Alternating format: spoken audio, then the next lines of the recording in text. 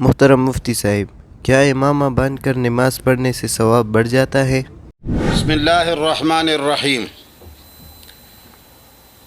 یہ ایک سوال ہے اور میرے خیال کے مطابق انتہائی اہم سوال ہے کہ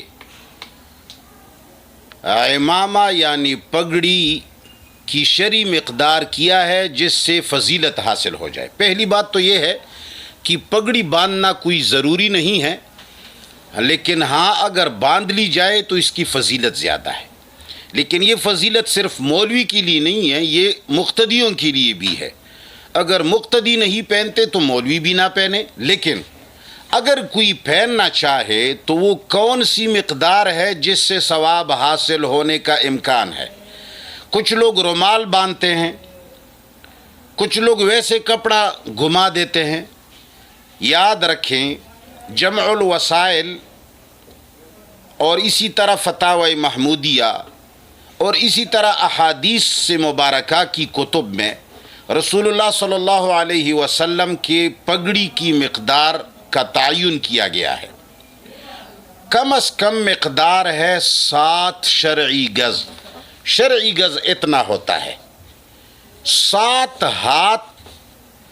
اگر امامہ ہے تو اس سے فضیلت ثابت ہو سکتی ہے۔ 7 ہاتھ سے کم میں تو تصور بھی نہیں ہے۔ یہ صرف اور صرف ایک رواج ہے۔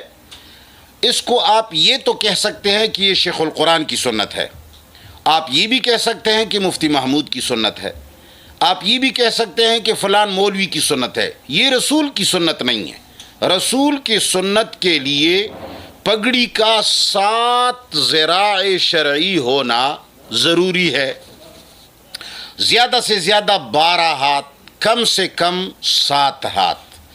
اس کے علاوہ جتنی بھی چیزیں سروں پہ گھمائی جاتی ہیں اس کا شریعت میں کوئی ثبوت نہیں۔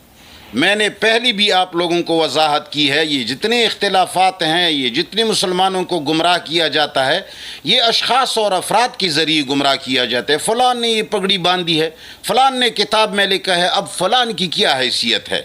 حیثیت ہوتی ہے اللہ کی اور رسول اللہ کی۔